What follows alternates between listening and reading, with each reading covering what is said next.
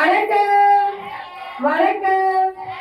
Okay, இப்போ நம்மளோட பிரபு sir team warriors டீம்ல இருந்து பாத்தீங்கன்னா நம்ம கண்மணி அம்மா வந்திருக்காங்க. சரிங்களா? அம்மா வந்து பாத்தீங்கன்னா குறிப்பிட்ட நாள் ஒரு 9 நாட்கள் தான் தெரப்பி எடுத்திருக்காங்க. ஆனா இந்த 9 நாட்கள்ல அவங்க நிறைய பலன்களை நம்ம தெரப்பி மூலமா, நம்ம மேட் மூலமா, நம்ம பிப்ஸ் மூலமா அனுபவிச்சிருக்காங்க. அதுல பலன் என்னன்றதை அவங்கள்ட்ட நம்ம கேட்கலாம். சரிங்களா? கேட்கலாமா? ஜோரா ஒரு மாதிரி ஏன்னா நர்வஸா இருக்காங்க, என்ஜாய் பண்ணுங்க. இடுப்பு வழியோட தான் வந்து நான் ஒரு சைட் படுக்க முடியாது. என்னால் 1 மாதம் இருக்கும் ஆஸ்பத்திரி போயிட்டு வந்துக்கிட்டு ஊசி போட்டுக்கிட்டு மாத்திரை சாப்பிட்டு ரொம்ப கோவம்லாம் வந்தது. பசங்களை கத்திக்கிட்டு இந்த ஒரு சைடு படுக்க முடியாமல் இருந்தது எனக்கு. இப்போ என் ஃப்ரெண்டு மூலியமாக நான் இங்கே வந்து அப்போ 2 நாள் இது பண்ணேன். அப்புறம் தலைவலி தேதியெல்லாம் ஆச்சு. இவங்க சொன்னதுக்கு நாங்கள் விட்டுட்டேன், வந்து நல்லாயிடாது. அவங்க திருப்பி வந்துட்டே இருந்தேன். 4ஆம் நாளுக்கு அந்த இடுப்பு வலி இல்லை. இந்த பக்கம் இப்போ இந்த வலி இருக்கிறதுனால உங்களுக்கு என்ன மாதிரியான கஷ்டங்கள் இருந்தது?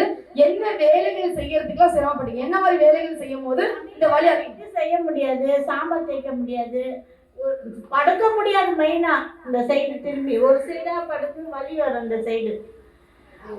இவர் எங்கள் வீட்டில் ஆஸ்பத்திரி எந்தெந்த ஆஸ்பத்திரி எல்லா டெஸ்ட்டும் எடுத்துட்டோம். டெஸ்ட்டில் என்ன ஒன்றுமே இல்லைன்னு தான் வந்தது. ஆனால் எதால வலி வருதுன்னு தெரியல. இங்கே வந்து 4ஆம் நாளுக்கு எனக்கு இதுவாகிடுச்சு. அம்மா என்ன சொல்கிறாங்கன்னா, அந்த ஒரு சைடு இடுப்பில் வந்து ஒரு வலி, அந்த வலியால் அவங்களால சமையல் கட்டில் நின்று சமைக்க முடியாதான், சமையல் அப்புறம் பாத்திரம் கழுவ முடியாதான், படுக்கும் போது கூட இப்படி மல்லாக்க ஃப்ரீயாக அவங்களால படுக்க முடியாது. அப்போ அந்த வலி இருக்கிற இடத்த விட்டுட்டு ஒரே பக்கமாக படுத்து இந்த பக்கம் வலியை வர ஆரம்பிச்சிருச்சு. அந்த மாதிரி தான் அவங்க வந்தாங்க. வரும்போது என்ன நிலைமையோடு நீங்கள் இங்கே வந்தீங்க? வரும்போது உங்களோட ஸ்டைல் எப்படி இருந்தது? இப்படிதான் சாஞ்சி இல்லை, இப்படி சாஞ்சி உட்காந்துருந்தா மேடம் கேட்டாங்க, என்ன மேடம் உங்களுக்கு என்ன ஆச்சுன்னு கேட்டாங்க. எனக்கு இந்த ஒரு சைடு வலி இருக்குது மேடம். சேர்ல உட்காரவே முடியாமல் இருந்தாங்கம்மா. அவங்க இந்த சேர்ல இப்படி உட்காந்துட்டு இருந்தாங்க. இந்த இடத்துல சேர்ல உட்காரவே இல்லை. அவங்க அப்படியே ஒரே பக்கமா தான் அழுத்தம் கொடுத்துட்டு இருக்காங்க. இதை விட இந்த இடத்த தொட்டாலோ அழுத்தி உட்கார்ந்தாலும் அவங்களால முடியல போல. ஒரு மாதிரி லெவல்ல அவங்க உட்காந்துட்டு இருந்தாங்க. புரியுதுங்களா? ஆனா இப்போ 9 நாளா தெரப்பி எடுக்கிறீங்க. எடுத்து முதல் 2 நாள் என்னாச்சு உங்களுக்கு? தலைவலி இருந்தது, தலைவலி ஏற்பட்டுச்சு, லூஸ் மோஷன் ஆச்சு. சரிங்களா? இந்த மாதிரி ஆகும் உங்களுக்கு பயம் வரலையா? பயம் வரல. நீங்க தான் சொல்லியிருக்கீங்கல்ல இந்த மாதிரி ஆகும், அவனதான் நல்லா. நாங்க சொல்லிட்டோம், இருந்தாலும் நீங்க வந்து ரொம்ப வலியோட தானே வந்தீங்க. இந்த வலியோட சேர்த்து இல்லாத ஒரு வலி வரவும் உங்களுக்கு பயம் வரலையா? நீங்க சொன்னீங்களே இந்த வலி வந்தாதான் நல்லா ஆகும் தானே, அதெல்லாம் இந்த வலி வந்தாதான் நம்மளுக்கு நல்லா ஆயிடும். அந்த கட்ஸ்க்கு ஒரு கிளாப் பண்ணிடுங்க. ஏன் சொல்றேன்னா, வந்த வலி தூண்டுச்சுன்னா கூட பிரச்சனை இல்லை. வந்த வலியை விட்டு தெரியாத வராத ஒரு வலியும் வந்துருச்சுன்னா பயம் வரும் நம்மளுக்கு. அவங்க வந்ததே இடுப்பு வலி தான். ஆனா அவங்க வந்த 2 நாள் தலைவலி அதிகமாயிடுச்சு. இப்போ நமக்கு தலையே வலிக்காது, திடீர்னு தலைவலிக்குதேன்னு சொல்லிட்டு அவங்க பயந்துருக்கணும். ஆனா நம்ம சொன்னதுனால அவங்க என்ன பண்ணல, பயப்படாம வந்துட்டாங்க. அந்த 2 நாள் வலிக்கு பிறகு இந்த வலி உங்களுக்கு எத்தனை நாள்ல சரியாச்சு? 4 நாள்ல சரியாயிடுச்சு. 4ஆவது நாளே கவுண்டிங் பார்த்தேன். நானு ஃபுல்லா நனைஞ்சிட்டேன். சூப்பர். அவங்க நேற்று வயிற்றுக்காக வந்தான். வயிறு இருந்துச்சு, இப்போ பரவாயில்ல. இப்போ கல்லு மாதிரியா இருந்தது. ஆமா, இப்போ கொஞ்சம் நல்லா இருந்துச்சு.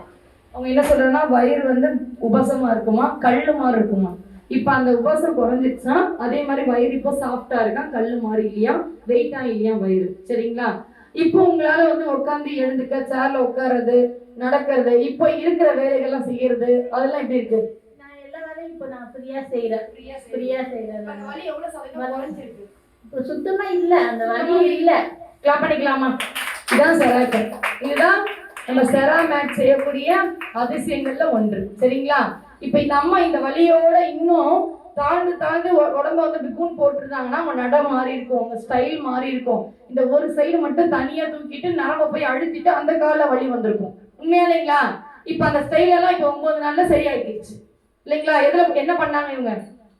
நீங்க என்ன பண்ணீங்க? வந்து உங்களுக்கு என்ன ட்ரீட்மெண்ட் கொடுத்தாங்க? எதுல போய் படுத்தீங்க?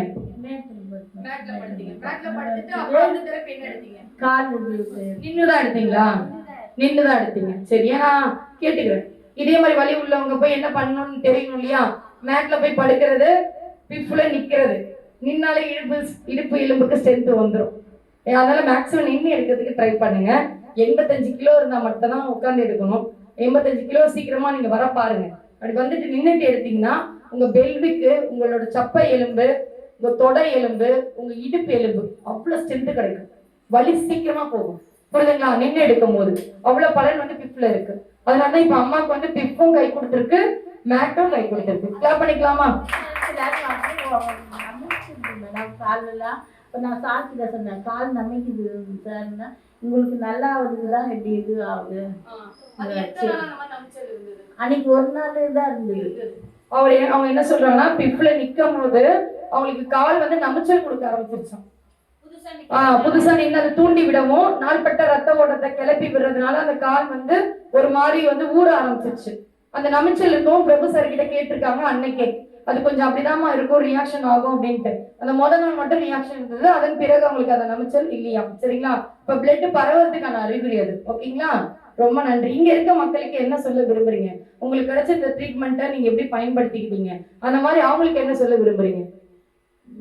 நீங்க வந்தீங்கன்னா உங்க உடம்புக்கு நல்லா இருக்கும். இந்த அதை நான் என்ன சொல்றது, நிக்காம வரணும். நம்ம உடம்பு நல்லா இருக்குன்னா நம்ம தான் டைம் எடுத்து வரணும்.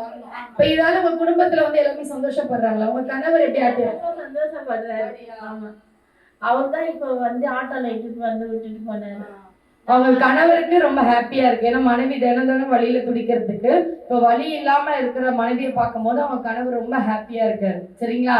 அவரே இப்ப மழை இருக்கு, நான் போக மாட்டேன், நான் ஒரேடியா செவ்வாய்க்கிழமை போய்க்கிறேன்னு சொன்னாங்களாம். இல்ல இதான் முக்கியம்னு சொல்லி நீ கிளம்பிடு, நான் ஆட்டோல வரேன்னு சொல்லிட்டு ஆட்டோல வந்து கூப்பிட்டு வந்து திரும்பி விட்டு போயிருக்காங்க. புரியுதுங்களா?